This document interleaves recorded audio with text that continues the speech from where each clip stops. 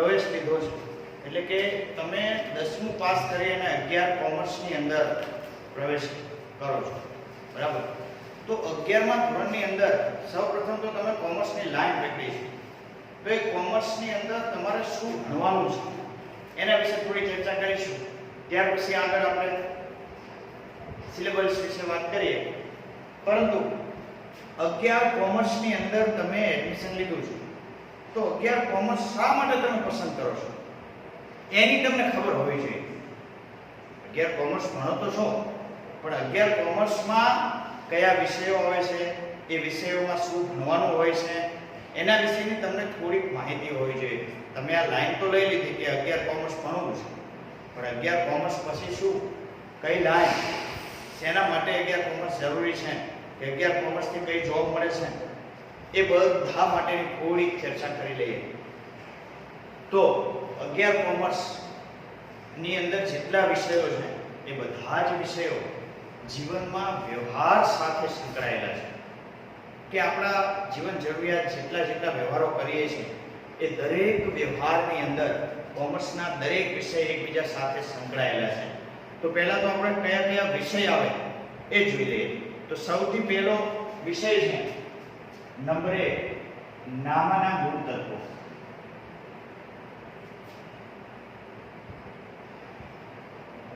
તમારા માટે નવો શબ્દ છે, નામના મૂળ તત્વો, જેને ઇંગ્લિશમાં એકાઉન્ટ કહે છે, બરાબર? તો એ એકાઉન્ટ વિષયની અંદર શું આવે છે એના વિશે આજે આપણે ભણવાનું છે. પણ એ પહેલા બધા જ વિષયો જોઈ લઈએ. તો નામના મૂળ તત્વો, તો દરેક જગ્યાએ તમે જો આ વ્યવહારની અંદર દરેક જગ્યાએ નામું જરૂરી છે. કોઈ પણ વ્યવહાર કરતા હોય, તમે સામાન્ય એક દુકાન લઈને બેઠા હોય, ખેતી કરતા હોય, તો પણ દરરોજની આવક છે, ખર્ચ છે, બધું નોંધવા માટે નામું જરૂરી છે, હિસાબો રાખવા જરૂરી છે. એના વિશે આપણે આ વિષયની અંદર ચર્ચા કરવાની છે. બીજો વિષય છે આંકડાશાસ્ત્ર.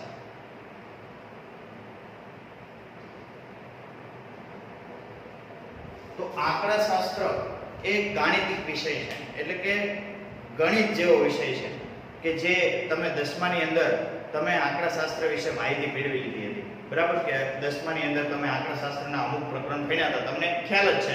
તો એના વિશે આપણે આંકડાશાસ્ત્રમાં થોડું તમારું લોજિક વધે એ માટેનો વિષય છે. તો એ આંકડાશાસ્ત્ર એની માહિતીને કેવી રીતે વર્ગીકરણ કરવું, માહિતી કેવી રીતે એકત્રીકરણ કરવી, આ બધી વિશે તમે 10મા ધોરણની અંદર માહિતી મેળવેલી છે, એટલે એમાં ડીપમાં આપણે જવાની જરૂર નથી. તો બીજો વિષય તો આંકડાશાસ્ત્ર. ત્રીજો વિષય છે વાણિજ્ય વ્યવસ્થા અને સંચાલન.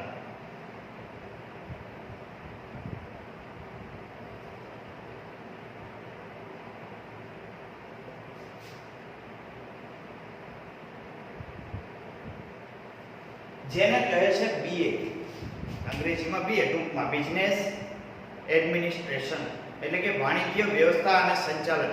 દરેક જગ્યાએ વ્યવહારની અંદર, દરેક કાર્યની અંદર, કોઈ પણ કંપની લઈને બેઠા હોય, પેઢી લઈને બેઠા હોય, ધંધો લઈને બેઠા હોય, તો એની અંદર સંચાલન જરૂરી છે. શું જરૂરી છે? સંચાલન એટલે કે મેનેજમેન્ટ, એક પ્રકારનું મેનેજમેન્ટ.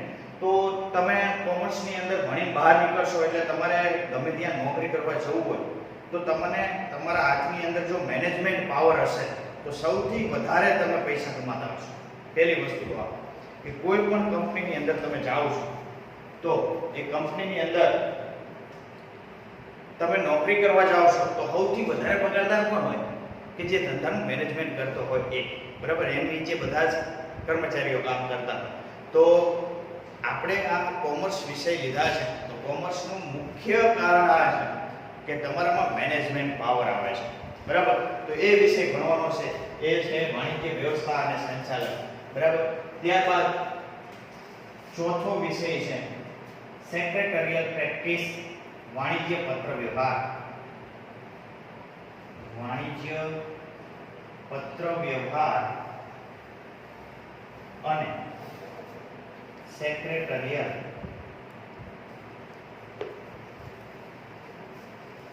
પ્રેક્ટિસ.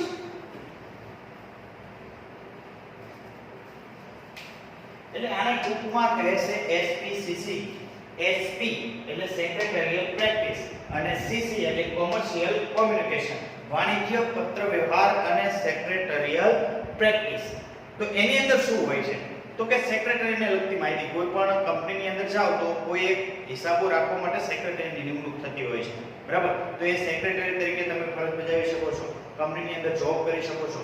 એના વિશે સેક્રેટરીના શું કાર્ય હોય, શું ફરજો હોય, આવી બધી માહિતી સેક્રેટરીયલ પ્રેક્ટિસમાં મળે છે. જ્યારે વાણિજ્ય પત્ર વ્યવહાર, તો વાણિજ્ય પત્ર વ્યવહાર આજના યુગની અંદર તમે જુઓ તો કોઈ પણ કચેરીની અંદર ગમે ત્યાં જવું હોય તો કોઈ પણની જગ્યાએ પત્ર વ્યવહાર જરૂરી છે. તમને માની લો કોમર્સ ભણ્યા, તમને એમ કે આની અરજી કરવાની છે કોઈ પણ વસ્તુની, અને જો તમને અરજી કરતા ન આવડે તો શું કરવાનું? તો જીવનમાં એ જરૂરી છે કે તમને કોઈ પણની અરજી કરતા પણ આવડવું જોઈએ. પત્ર વ્યવહાર કોની સાથે કેવી રીતે કરવો, બેંક સાથે કેવી રીતે કરવો, એવી જ રીતે કોઈ પણ જગ્યાએ તમારે પત્ર વ્યવહાર કરવાનો કે તો એ તમને આવડતો હોવો જોઈએ. તો એ શીખવાનું છે વાણિજ્ય પત્ર વ્યવહારમાં.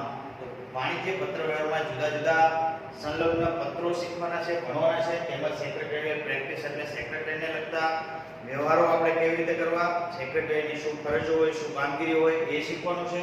તો એ આપણે ચોથા વિષયની અંદર ભણવાનું છે. અને ત્યારબાદ આગળનો વિષય છે નંબર 5, અર્થશાસ્ત્ર. જે તમે જાણો છો, જેને ઇકોનોમિક્સ કહે છે, કે આજની આ પરિસ્થિતિની અંદર નાણાકીય અર્થતંત્ર કેવી રીતે કંટ્રોલ કરી શકાય, બરાબર? તો એના માટેના જે માહિતી મેળવવી હોય તો એ આપણે કયા વિષયની અંદર ભણવાનું છે? અર્થશાસ્ત્ર વિષયની અંદર. અર્થશાસ્ત્ર એટલે નાણાકીય કટોકટી સામે કેવી રીતે પગલાં ભરી શકાય, ગરીબી શું છે, બેકારી શું છે. તમે સમાજશાસ્ત્રની અંદર થોડી માહિતી મેળવી જશે તો એવા જ પ્રકારનો એક વિષય છે અર્થશાસ્ત્ર. આ 5 વિષય હતા એ કોમર્સના મુખ્ય વિષય છે. એ સિવાય વિષય છઠ્ઠો વિષય છે એ ગુજરાતી છે, અને 7મો વિષય છે એ અંગ્રેજી છે. કુલ મળીને કોમર્સની અંદર 11 કોમર્સની અંદર તમારે આ 7 વિષય ભણવાના છે.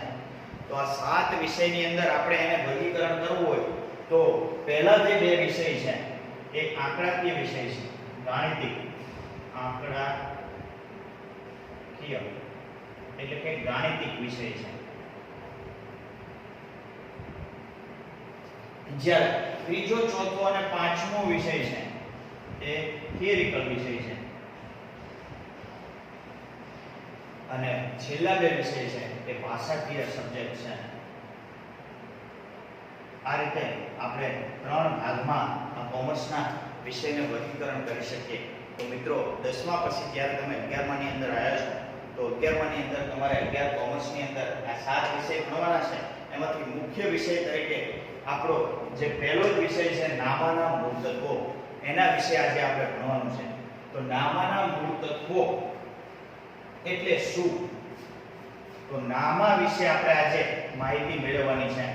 તો આજે આપણે નામા વિશે ભણીશું કે નામું એ શું છે, એકાઉન્ટ એ શું છે. તો નામાની અંદર પહેલું જ પ્રકરણ છે આપણું કે હિસાબી પદ્ધતિ અને પારિભાષિક શબ્દો. તો મિત્રો તમારા માટે આ નવો વિષય છે, બરાબર? કે નામું એટલે શું એમ. તો એના માટેના કેટલાક હિસાબી પદ્ધતિ એ શું છે, નામું લખવાની પદ્ધતિ કેવી હોય, તો એના વિશેના કેટલાક પારિભાષિક શબ્દો છે એ આ પ્રકરણમાં આવશે. અને હિસાબી પદ્ધતિ, આમ કુલ મળીને આ પ્રકરણને 2 ભાગમાં વહેંચવામાં આવેલું છે. પહેલું છે હિસાબી પદ્ધતિ અને બીજું છે પારિભાષિક શબ્દો. તો સૌપ્રથમ પહેલા આપણે હિસાબી પદ્ધતિ વિશે ભણવાનું છે. તો હિસાબી પદ્ધતિ શું છે, કેવી રીતે અમલમાં આવી, ક્યારે અમલમાં આવી, કેવી રીતે અને કોના દ્વારા અમલમાં આવી, એ બધી જ માહિતી આપણે આ પ્રકરણની અંદર હિસાબી પદ્ધતિમાં ભણવાની છે. તો સૌપ્રથમ પ્રસ્તાવનાથી આપણે શરૂઆત કરીએ. તો હિસાબી પદ્ધતિની પ્રસ્તાવના. તો પ્રસ્તાવનાની અંદર હિસાબી પદ્ધતિ, તો પહેલાના સમયની અંદર હિસાબો લખતા ત્યારે પહેલા કે નાણું કે રૂપિયા કે પૈસા કે એવું કંઈ હતું નહીં આદિકાળની અંદર, બરાબર? માનવી એક બુદ્ધિશાળી પ્રાણી છે કે માનવીને જીવનમાં વ્યવહાર કરવા માટે દરેકની સાથે આર્થિક, સામાજિક, રાજકીય કોઈ પણ રીતે વ્યવહાર કરવા માટે એકબીજાની જરૂરિયાત પડે. અને એ જરૂરિયાત એ બુદ્ધિશાળી પ્રાણી છે. માનવીને કેવું પ્રાણી કીધું છે? બુદ્ધિશાળી. એટલે એને એકબીજા સાથે વ્યવહાર કરવા માટે અમુક વસ્તુની જરૂર પડતી હોય. તો એ વસ્તુની જરૂર પડતી હતી, તો એવા સમયે માનવી શું કરતો? તો કે સાટા પદ્ધતિનો ઉપયોગ કરતો. શેનો ઉપયોગ કરતો? સાટા પદ્ધતિનો. સાટા પદ્ધતિ એટલે શું? તો કે માની લો કે બે ખેડૂત છે, તો એક ખેડૂત અનાજ પકવે છે, બરાબર, અને અનાજની અંદર એક ઘઉં પકવે છે અને બીજો બાજરી પકવે છે. તો એ શું કરતો? તો જે ખેડૂતે ઘઉં પકવ્યો હોય એ બાજરી વાળાને ઘઉં આપે, અને બાજરી પકવી હોય એ ઘઉં વાળાને શું આપશે? બાજરી આપશે. તો આ રીતે સાટા પદ્ધતિ એકબીજા પાસે વસ્તુના બદલામાં વસ્તુ, ત્યારે પૈસો હતો નહીં, નાણું હતું નહીં, પણ વસ્તુના બદલામાં વસ્તુ આપી અને જે વિનિમય થતો હતો એને શું કહેવાય? સાટા પદ્ધતિ. તો પહેલાના સમયમાં આ પદ્ધતિ અમલમાં હતી. ત્યારે માનવીની પાસે નાણાકીય કોઈ માધ્યમ હતું નહીં. તો આ સાટા પદ્ધતિ એને દૂર કરવા માટે ધીરે ધીરે જેમ જેમ પરિવર્તન આવતું ગયું એમ ફેરબદલીના માધ્યમ તરીકે, એટલે કે વસ્તુની લેવડ દેવડના માધ્યમ તરીકે શું અમલમાં આવ્યું? નાણું અમલમાં આવ્યું. એટલે કે પૈસા, ચલણ અમલમાં આવ્યું. તો અત્યારે તમે જુઓ તો ચલણની અંદર અત્યારે શું હોય? સિક્કા હોય, નોટો હોય. ઘણી બધી જગ્યાએ તો પ્લાસ્ટિકના જે સિક્કા આવે એ પણ વિનિમયના માધ્યમ તરીકે ઉપયોગ થતો હોય છે. તો આ રીતે ફેરબદલીના માધ્યમ તરીકે શેનો ઉપયોગ થવા લાગ્યો? નાણાં, એટલે કે પૈસાનો ઉપયોગ થવા માંડ્યો. તો આ જે ફેરબદલીનું માધ્યમ એટલે કે શું? તો કે વસ્તુના બદલામાં વસ્તુ લેતા હતા અને વસ્તુના બદલામાં વસ્તુ ખરીદતા હતા. એની જગ્યાએ નાણું આપવું અને વસ્તુ ખરીદવી. એટલે વસ્તુના બદલામાં નાણું ખરીદે છે અને નાણાંના બદલામાં વસ્તુ ખરીદે છે. બંને એકબીજાના સમન્વય છે. માની લો કે મારે કોઈ વસ્તુની જરૂર છે તો હું નાણું આપીશ અને વસ્તુ ખરીદીશ. જ્યારે વેપારી એ નાણાંને શું કરશે? તો એ નાણાંની એ વેપારી વસ્તુ ખરીદશે પાછો. એટલે વસ્તુના બદલામાં નાણું અને નાણાંના બદલામાં વસ્તુ, એમ એકબીજા વચ્ચે શું થશે? વિનિમય થશે. તો એના દ્વારા, એટલે કે ફેરબદલીના માધ્યમ તરીકે શું અમલમાં આવ્યું? ધીરે ધીરે નાણું અમલમાં આવ્યું.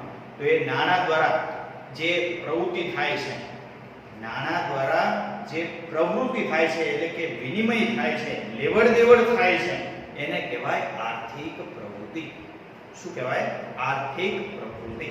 તો આર્થિક પ્રવૃત્તિ એટલે શું? તમને ઘણીવાર પૂછે તો કે નાણાંના લેવડ દેવડ દ્વારા જે પ્રવૃત્તિ થાય એને શું ગણવામાં આવે છે? આર્થિક પ્રવૃત્તિ. તો આ નાણાંનું માધ્યમ જ્યારથી અમલમાં આવ્યું ત્યારથી આ હિસાબી પદ્ધતિ અમલમાં આવી. આ યાદ રાખો. હિસાબી પદ્ધતિનો અમલ ક્યારે થયો? તો કે નાણાંનું માધ્યમ જ્યારથી અમલમાં આવ્યું ત્યારથી આ હિસાબી પદ્ધતિ અમલમાં આવી. તો આ પદ્ધતિનો શ્રેય અમેરિકન જે ગણિત શાસ્ત્રી છે લ્યુકા પેસિયોલી. કોણ? લ્યુકા પેસિયોલી.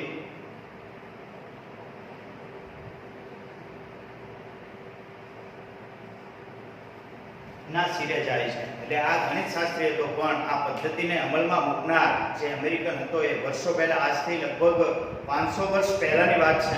તો એ સમયમાં લ્યુકા પેસિયોલે આ હિસાબી પદ્ધતિનો ઉલ્લેખ કરેલો છે. તમે સામાન્ય રીતે જુઓ તો હિસાબી પદ્ધતિ આદિકાળથી ચાલી આવે છે. એવું નથી કે આ અત્યારથી જ આવી છે. આનો ઉલ્લેખ તો રામાયણની અંદર પણ છે કે હિસાબી પદ્ધતિનો. ત્યારે પણ એમના રાજાઓ જે હતા એ વખતે પણ એ આવક જાવકનો હિસાબ રાખતા, બરાબર. તો એવું નથી કે અત્યારે જ અમલમાં આવ્યું છે, પણ ટૂંકમાં કહેવાનો ભાવાર્થ કે આ હિસાબી પદ્ધતિ આદિકાળથી ચાલી આવે છે અને આ પદ્ધતિને આપણે હવે આ વ્યવહારની અંદર કેવી રીતે સંકળાયેલી છે અને એને કેવી રીતે સમજવાની છે એ વિશે આપણે આ પ્રકરણની અંદર ભણવાનું છે. તો હવે સૌપ્રથમ જોઈએ હિસાબી પદ્ધતિનો અર્થ.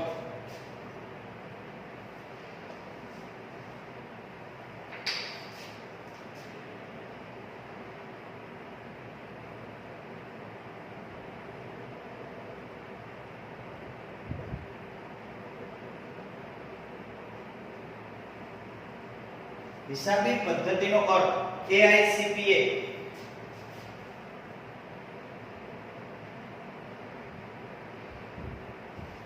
એટલે કે American institute of certified public accountants એના મત મુજબ, એટલે કે આ એક American institute of certified public accounts એ જે કંપનીનું નામ છે એના મત મુજબ, એટલે કે એને વ્યાખ્યા આપી છે હિસાબી પદ્ધતિની, તો એ વ્યાખ્યાને આપણે સમજવાની છે. તો આના મત મુજબ હિસાબી પદ્ધતિ એ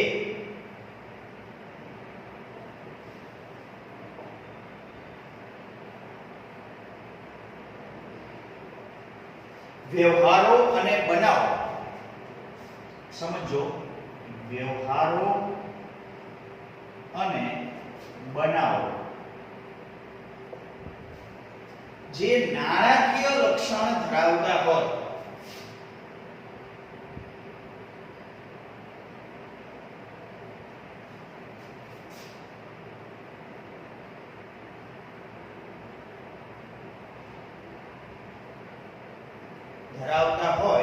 તેમને નાણાના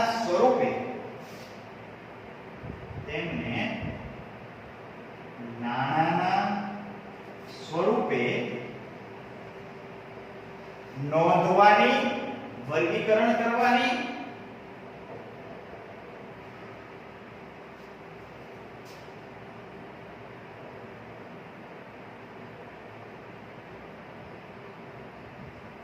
અને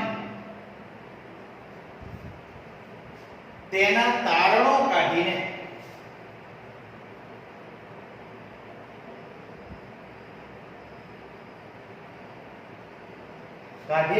તેના પરિણામોનું અર્થઘટન કરવાની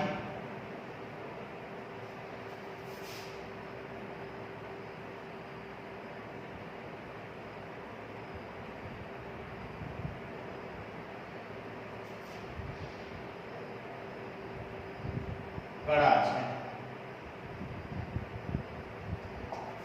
તો સમજો મિત્રો, આ વ્યાખ્યાની અંદર ઘણું બધું આપણને કહી જાય છે કે હિસાબી પદ્ધતિ એ વ્યવહારો અને બનાવો. સમજો, આને આપણે ટુકડા પાડીને સમજશું. તો હિસાબી પદ્ધતિ એ વ્યવહારો અને બનાવો. તો આ શબ્દને પહેલા સમજો. વ્યવહાર એટલે શું અને બનાવ એટલે શું એ આપણને ખબર હોવી જોઈએ. તો વ્યવહાર એટલે શું? તો આપણે પ્રસ્તાવનાની અંદર જોયું કે વસ્તુના બદલામાં વસ્તુ મેળવે છે, વસ્તુના બદલામાં નાણાં મેળવે છે, નાણાંના બદલામાં વસ્તુ મેળવે છે. તો એકબીજા સાથે જે લેવડ દેવડ કરે છે એને શું કહે છે? વ્યવહારો. વ્યવહારો અને બનાવો. બનાવોમાં પાછો ફેર છે વ્યાખ્યામાં, સમજો. વ્યવહારો અને બનાવો. તો વ્યવહારો એટલે શું? તો કે વસ્તુના બદલામાં વસ્તુ અથવા વસ્તુના બદલામાં નાણાં, એટલે કે લેવડ દેવડ જે કરે છે એને શું કહે છે? વ્યવહાર. અને બનાવો. બનાવો એટલે શું? તો બનાવો એટલે કે ઘટના.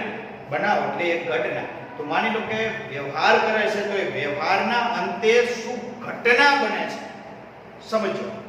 માની લો કે મેં 10,000 રૂપિયાનો માલ ખરીદ્યો અને એ 10,000 રૂપિયાનો માલ હું બીજાને 12,000 રૂપિયામાં વેચું છું. તો મેં ખરીદીને વેચ્યો છે, સમજો બરાબર મિત્રો. તો મેં ખરીદ્યો માલ 10,000 માં અને વેચું છું કેટલામાં? 12,000. માની લો કે 10,000 નો માલ ખરીદું છું, વેચાણ છે 12,000. તો આ બંને વચ્ચેનો તફાવત જે છે 2,000, એ મને શું થશે? નફો. તો જે મેં ખરીદી કરી છે અને વેચું છું, એ બંને વચ્ચે જે તફાવત મળે છે, નફો થાય કે ખોટ થાય, એને બનાવ કહેવાય. શું કહેવાય? બનાવ. તો વ્યવહારો અને બનાવો કે જે નાણાકીય લક્ષણ ધરાવતા હોય, એટલે કે નાણાકીય લક્ષણ. તો મેં અગાઉ પણ કીધું કે નાણાંનું માધ્યમ. નાણાકીય લક્ષણ એટલે શું? તો કે નાણાંના માધ્યમ દ્વારા જે વ્યવહાર કરવામાં આવે, એટલે કે જે તમે વ્યવહાર કરો છો એ વ્યવહારની કિંમત આંકવામાં આવી હોય, એનું માધ્યમ નાણું હોય. માની લો કે અનાજ તમારે ખરીદવું હોય, તો અનાજ ખરીદવા માટે રૂપિયાની લેવડ દેવડ થઈ હોય, એની કિંમત નક્કી કરી હોય કે 400 રૂપિયાના મણ ઘઉં આવે છે, તો એ 400 રૂપિયા જે છે એ શું છે? નાણાકીય લક્ષણ. ઘઉં છે, તમે ઘઉં ખરીદો છો પણ એનું લક્ષણ કયું? નાણાકીય લક્ષણ કયું? તો કે 400 રૂપિયાના મણ ઘઉં ખરીદવા છે, બરાબર. તો એ વસ્તુ છે.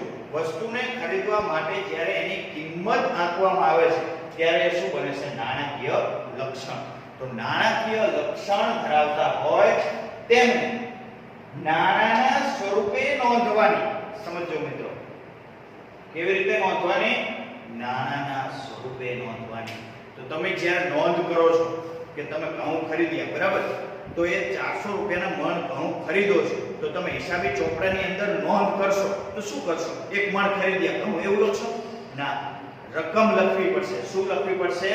રકમ. તો એને જે નાણાના સ્વરૂપે નોંધો છો, એટલે કે 400 રૂપિયા જે રકમ નોંધો છો એને શું કહેવાય? નાણાના સ્વરૂપે નોંધવાની. તો નાણાના સ્વરૂપે નોંધવાની, વર્ગીકરણ કરવાની અને તેના તારણો કાઢીને વર્ગીકરણ. તો વર્ગીકરણ એટલે શું? તો વર્ગીકરણ જે વ્યવહારો તમે કરો છો એ વ્યવહારોનું વર્ગીકરણ કરવું. વર્ગીકરણ કરવું એટલે શું? તો કે રોકડ વ્યવહાર છે, ઉધાર વ્યવહાર છે, આવકનો વ્યવહાર છે, ખર્ચનો વ્યવહાર છે, મિલકતનો વ્યવહાર છે. શેનો વ્યવહાર છે?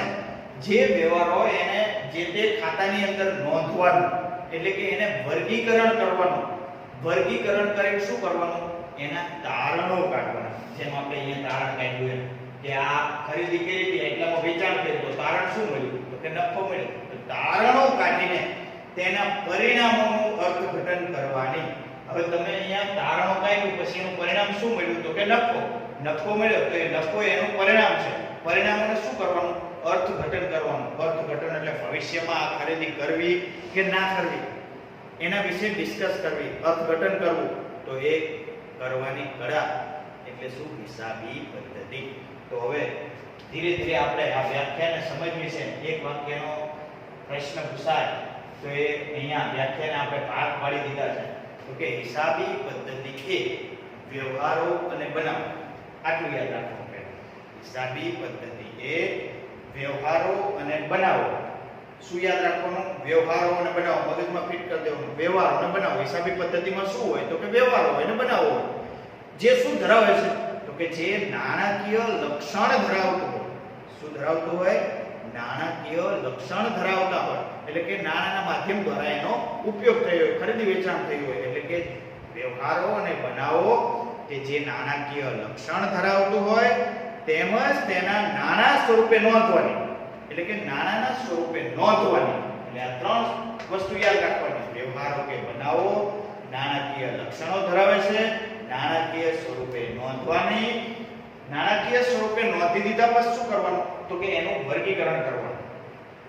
સમજો, વ્યવહારોને બનાવો. તો વ્યવહારોને બનાવો નક્કી થઈ ગયા કે કયો વ્યવહાર કર્યો. વ્યવહારોને બનાવો કે જે નાણાકીય લક્ષણ ધરાવે છે. નાણાકીય લક્ષણ ધરાવે પછી શું કરે? તો કે એને નાણાકીય સ્વરૂપે નોંધવાનું. નાણાકીય સ્વરૂપે નોંધી દીધું, નોંધ થઈ ગઈ. નોંધ પછી શું કરવાનું? તો કે એને વર્ગીકરણ કરવાનું. વર્ગીકરણ કર્યા પછી તેના તારણો કાઢીને તેના પરિણામોનું અર્થઘટન કરવાની કળા છે. તો ઝડપથી યાદ રહી જાય એવી વ્યાખ્યા છે કે હિસાબી પદ્ધતિ એ વ્યવહારો અને બનાવો કે જે નાણાકીય લક્ષણ ધરાવે છે અને તેને નાણાં સ્વરૂપે નોંધવામાં આવે. નોંધ્યા પછી એનું વર્ગીકરણ કરવામાં આવે અને એના તારણો કાઢીને તેના પરિણામોનું અર્થઘટન કરવાની કળા. ફરીથી યાદ રાખી લો. કયા કયા શબ્દો યાદ રાખવાના છે? વ્યવહારો બનાવો, નાણાકીય લક્ષણો, નાણાં સ્વરૂપે નોંધવાનું, એનું વર્ગીકરણ કરવાનું, તારણો કાઢવાના, પરિણામોનું અર્થઘટન કરવાનું. બરાબર? આટલા શબ્દો યાદ રાખવાના. ફરીથી આખી વ્યાખ્યા એક સાથે સમજશું. હિસાબી પદ્ધતિ એ વ્યવહારો અને બનાવો કે જે નાણાકીય લક્ષણ ધરાવતા હોય તેમને નાણાં સ્વરૂપે નોંધવાની, વર્ગીકરણ કરવાની અને તેના તારણો કાઢીને તેના પરિણામોનું અર્થઘટન કરવાની કળા છે. આ હિસાબી પદ્ધતિનો અર્થ તો આ એક વાક્યમાં પૂછાય. આ આપણે માત્ર થિયરીના પ્રકરણ છે. 51 ની અંદર મિત્રો સમજો, તમને શરૂઆતના પ્રકરણ 3 પ્રકરણ એવા છે કે જે થિયરીના છે. તમને એમ થશે કે આમાં બોરિંગ થાય છે, કંટાળો આવશે, પણ મિત્રો જો આ વસ્તુ એવી છે કે જેમ તમે એકડો ઘૂંટવાનો છે કે બાલ મંદિરની અંદર ભણતા હોય પછી પહેલા ધોરણમાં આવો અને પછી જેમ આગળ જવાય એમ જો તમારે કોમર્સ લાઈન લીધી છે તો કોમર્સની અંદર આ 11મું ધોરણ અને એના પહેલા 5 પ્રકરણ જો કમ્પ્લીટ થઈ જશે તો કોમર્સમાં ક્યારેય તકલીફ નહીં પડે. પણ જો આ પહેલા 5 પ્રકરણ એક પાયો છે, કોઈ પણ ઇમારત જાણવી હોય તો એનો પાયો મજબૂત હોવો જોઈએ. આ 11મા ધોરણના પહેલા 5 પ્રકરણે એક પાયો છે. કોઈ એમ કહેતું હોય કે સીધો જ 12મામાં હું પરીક્ષા આપી દઈશ અને 12માનું એકાઉન્ટ ભણી શકીશ તો એ ભણી શકતો નથી મિત્રો. આ ખાસ ધ્યાન રાખજો. એટલે આ થિયરી સમજવી જરૂરી છે અને પારિભાષિક શબ્દો હજુ આગળ ભણવાના છે એ શીખવા પણ જરૂરી છે. તો પહેલેથી જ મિત્રો આને ધ્યાન આપજો અને સમજજો કે જેથી કરી આપણને કોમર્સમાં આગળ તકલીફ પડે નહીં. બરાબર? તો આ આપણે આ જોયો અર્થ. હવે અર્થ પછી આ હિસાબી પદ્ધતિના લક્ષણો સમજવાના છે. તો હિસાબી પદ્ધતિના લક્ષણો.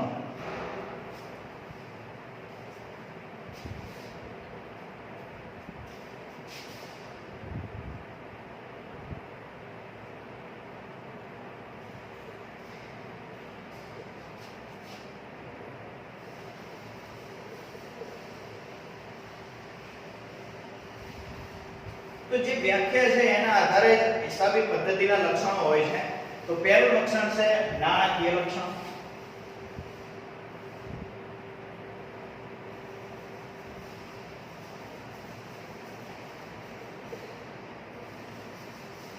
તો મિત્રો જ્યારે તમે થિયરી ભણો છો કોઈ પણ વિષયની ત્યારે થિયરી ભણવામાં તમારે ગોખવાની જરૂર નથી. તમે કોઈ પણ વસ્તુને સમજીને યાદ રાખો ને તો ઝડપથી યાદ રહેશે. જો એક વ્યાખ્યા કે અર્થ તમને આવી ગયો તો એના લક્ષણો ઓટોમેટિક આવડે બધા જ. આ યાદ રાખો. હવે નાણાકીય લક્ષણ પહેલું લક્ષણ છે નાણાકીય લક્ષણ. લક્ષણ એટલે શું પહેલા તો એ તમને ખબર હોવી જોઈએ. અત્યાર સુધી તમને આવો શબ્દ નહીં આવ્યો હોય. લક્ષણ. લક્ષણ એટલે શું? સામાન્ય કલ્પના કરો કે લક્ષણ એટલે શું? તો કોઈ માણસને આપણે ઓળખવો હોય, બરાબર, તો શું કહેશો? માની લો કે એક ચશ્મા વાળો ઊંચો હડકો જણ આમ જાય છે રેડ શર્ટ પહેરી, તમારે એને ઓળખવો છે તો તમે શું કહેશો? કે હાઈટ વાળો જણ છે, એને ચશ્મા પહેર્યો છે, એને લાલ કલરનો શર્ટ પહેર્યો છે, બરાબર? તો આ એના લક્ષણો છે. લક્ષણો એટલે કોઈ વસ્તુને ઓળખવી, ઓળખવા માટે જે એના સાધનો છે એને શું કહે છે? લક્ષણો છે. તો આપણું આ હિસાબી પદ્ધતિના લક્ષણો શું? હિસાબી પદ્ધતિ કોને કહેવાય? એને ઓળખવી છે આપણે હિસાબી પદ્ધતિને, તો એના લક્ષણો શું? તો પહેલું લક્ષણ છે નાણાકીય લક્ષણ. તો નાણાકીય લક્ષણ જો વ્યાખ્યાની અંદર આવી છે કે વ્યવહારોને બનાવકે જે નાણાકીય લક્ષણ ધરાવતા હોય. તો નાણાકીય લક્ષણ એટલે શું? તો કે હિસાબી પદ્ધતિ ત્યારે જ કહેવાય કે જ્યારે એ વ્યવહારો તમે કરો છો એ વ્યવહારો કેવા હોય? નાણાના માધ્યમ દ્વારા થયા હોય, બરાબર? એટલે કે નાણાકીય લક્ષણ ધરાવતું હોય. એ કોઈ પણ લેવડ દેવડ કરો તો એ વસ્તુ હોય, એ વસ્તુની કિંમત નક્કી કરવામાં આવી હોય હિસાબી પદ્ધતિની ભાષામાં, નામાની ભાષામાં. તો એનું લક્ષણ, પહેલું લક્ષણ હતું નાણાકીય લક્ષણ. તો જે વસ્તુ કે સેવા વિનિમય કરો છો, વ્યવહાર કરો છો, એની અંદર શું હોય? નાણાકીય લક્ષણ હોય. એટલે કે જે વ્યવહારની અંદર નાણાંની કિંમત નક્કી થતી હોય એને શું કહેવાય? નાણાકીય લક્ષણ. બીજું લક્ષણ છે નાણું ફેરબદલીના માધ્યમ તરીકે.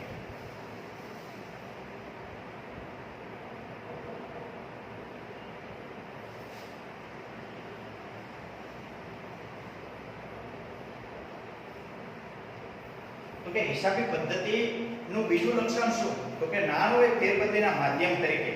તો જ્યારે તમે વ્યવહાર કરો છો એમાં નાણું જે છે એ નો ઉપયોગ શું થાય છે? તો કે ફેરબદલીનું માધ્યમ. એક જગ્યાએથી બીજી જગ્યાએ વસ્તુ મોકલવી હોય તો એની વચ્ચે માધ્યમ શું બને છે? નાણું. તો કે વેપારી અને ગ્રાહક વચ્ચે જ્યારે વસ્તુની લેવડ દેવડ થાય છે તો એ બંને વચ્ચે લેવડ દેવડ કેવી રીતે થાય છે? તો કે પૈસા, બરાબર? તો ગ્રાહક છે એ પૈસા આપે છે અને વેપારી વસ્તુ આપે છે બદલામાં, બરાબર? તો એ બંને વચ્ચે જે માધ્યમ છે, વસ્તુની વિનિમય વચ્ચે માધ્યમ શું બને છે? નાણું બને છે. એટલે કે વસ્તુની ફેરબદલીની વચ્ચે નાણું એ શું બને છે? એનું માધ્યમ બને છે. તો વિનિમયના માધ્યમ તરીકે જ્યાં નાણું હોય તેવી હિસાબોને શું કહેવાય છે? હિસાબી પદ્ધતિ. આ બીજું લક્ષણ હતું. અને ત્રીજું લક્ષણ છે વ્યવહારનું વર્ગીકરણ અને વિશ્લેષણ.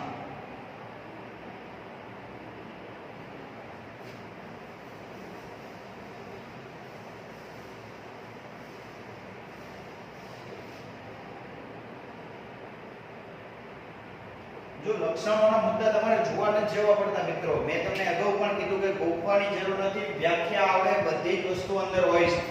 પહેલું લક્ષણ હતું નાણાકીય લક્ષણ, બીજું હતું નાણું ફેરબદલીના માધ્યમ તરીકે નાણાં સ્વરૂપે નોંધવું. તો એ શું થયું? નાણાં સ્વરૂપે તમે નોંધો છો એટલે એ એક ફેરબદલીનું માધ્યમ જ છે. ત્રીજું લક્ષણ આવ્યું વ્યવહારોનું વર્ગીકરણ અને વિશ્લેષણ. તો આની અંદર આવ્યું કે નોંધવાની, વર્ગીકરણ કરવાની, તારણો કાઢીને તેના પરિણામોનું અર્થઘટન કરો એટલે વિશ્લેષણ કરો. બરાબર? તો એ આ વ્યાખ્યાની અંદર સમજીને યાદ રાખશો તો બધા જ મુદ્દા યાદ રહી જશે. આપણે ગોખવાના નહીં. 10માની અંદર આપણે મુદ્દા ગોખી નાખતા હતા બધા પ્રશ્નોના અને લાગે જવાબ લખી નાખતા હતા. એમ નહીં. એકાઉન્ટ વિષય એ સમજવાનો વિષય છે, એને ગોખવાનો વિષય નથી. તો વર્ગીકરણ, વ્યવહારોનું વર્ગીકરણ અને વિશ્લેષણ. તો વ્યવહારનું વર્ગીકરણ એટલે શું? મેં તમને અગાઉ પણ કીધું કે વર્ગીકરણ કરવાની, નાણાકીય સ્વરૂપે નોંધી એનું વર્ગીકરણ કરવાનું. વર્ગીકરણ એટલે શું?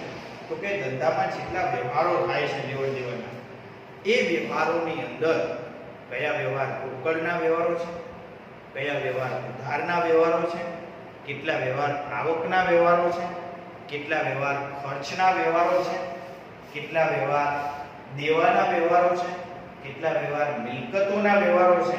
તો આ બધા જ વ્યવહારોને વ્યવસ્થિત રીતે વર્ગીકરણ કરવામાં આવે તો એ પદ્ધતિને શું કહેવાય છે? હિસાબી પદ્ધતિ. હિસાબી પદ્ધતિમાં આ બધા જ વ્યવહારોનું શું કરવામાં આવે છે? વર્ગીકરણ કરવામાં આવે છે. એટલે કે વિશ્લેષણ, નોખા ભાગની અંદર, જુદા જુદા અલગ અલગ ભાગની અંદર એનું વર્ગીકરણ કરી અને એનું વિશ્લેષણ કરવામાં આવે છે. બરાબર? તો ત્યાર પછીનું લક્ષણ હતું વ્યવહારોનું અર્થઘટન.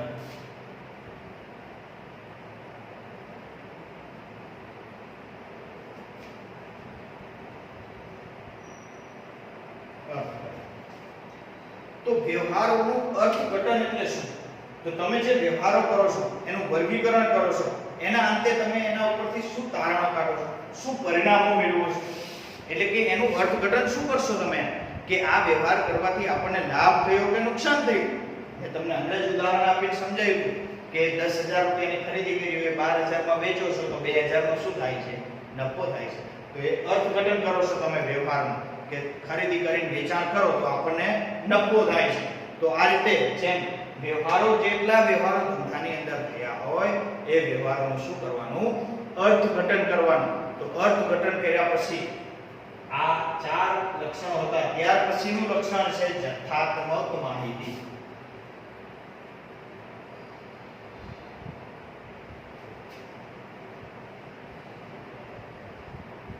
જથ્થાત્મક માહિતી એટલે શું? તો જથ્થાત્મક માહિતીને, જથ્થાત્મક એટલે નાણાકીય સ્વરૂપે જે નોંધવામાં આવે એ વ્યવહારોને જથ્થાત્મક માહિતી કહે છે.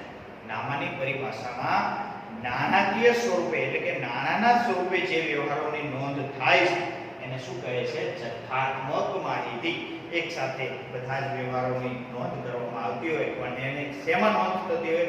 નાણાકીય સ્વરૂપે, એટલે એને શું કહે છે? જથ્થાત્મક માહિતી.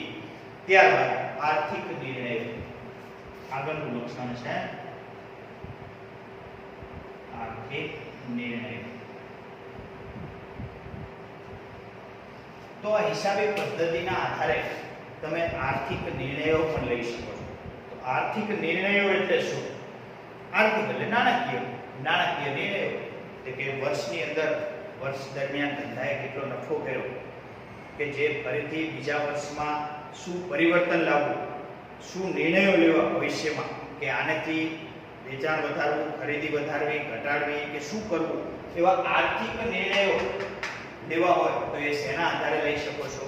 હિસાબી પદ્ધતિના આધારે. તો આ હિસાબી પદ્ધતિમાં આર્થિક નિર્ણયો એ પણ એનું એક લક્ષણ છે કે આર્થિક નિર્ણયો લેવા માટે પણ હિસાબી પદ્ધતિ ઉપયોગી છે. એના આધારે પણ તમે કહી શકો છો કે આ ધંધાની પરિસ્થિતિ કેવી છે, ધંધાની પરિસ્થિતિ જાણી શકો છો. અને ત્યાર પછીનું આગળનું લક્ષણ છે ઐતિહાસિક માહિતી.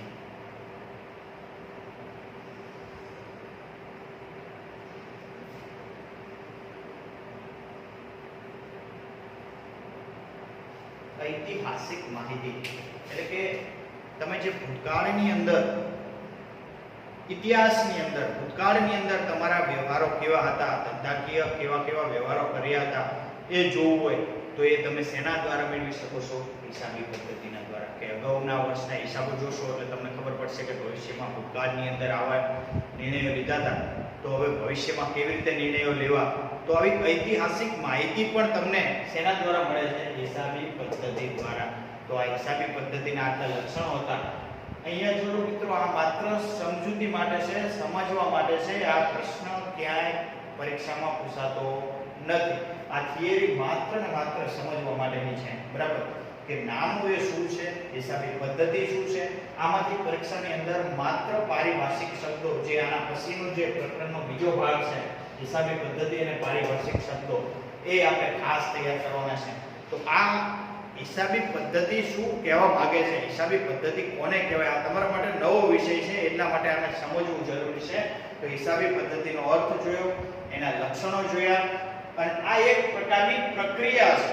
હિસાબી પદ્ધતિની શું છે? પ્રક્રિયા. પ્રક્રિયા હંમેશા શું હોય?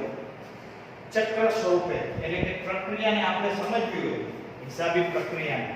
તો અહીંયા એક વાત જોઈ લઈએ ફરીથી કે હિસાબી પ્રક્રિયા શું કહેવા માંગે છે. આ લક્ષણોની અંદર જ એની પ્રક્રિયા છે.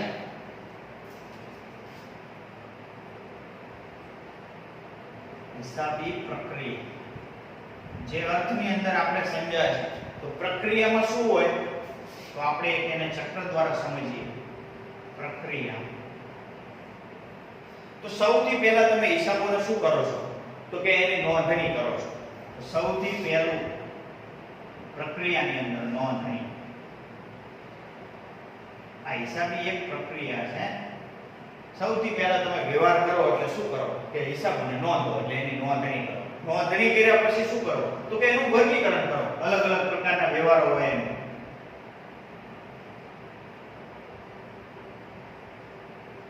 વર્ગીકરણ કરો. નોંધ કરી, એનું વર્ગીકરણ કર્યું, પછી શું કરો? તો કે વર્ગીકરણના આધારે હિસાબોનું વિશ્લેષણ કરો. અલગ અલગ વિભાગમાં એનું વિશ્લેષણ કરો.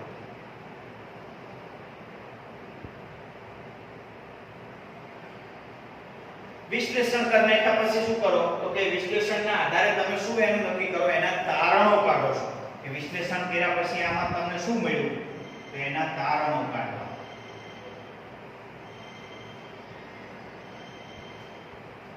તારણો કાઢીને શું કરવાનું? તારણો મળી ગયા, આપણે બધા જ હિસાબોના તારણ કાઢી નાખ્યા વર્ષના અંતે. તારણો કાઢ્યા પછી શું કરવાનું? તો કે એનું અર્થઘટન કરો. જે આપણે આગળ શબ્દ શીખી ગયા, અર્થઘટન એટલે શું?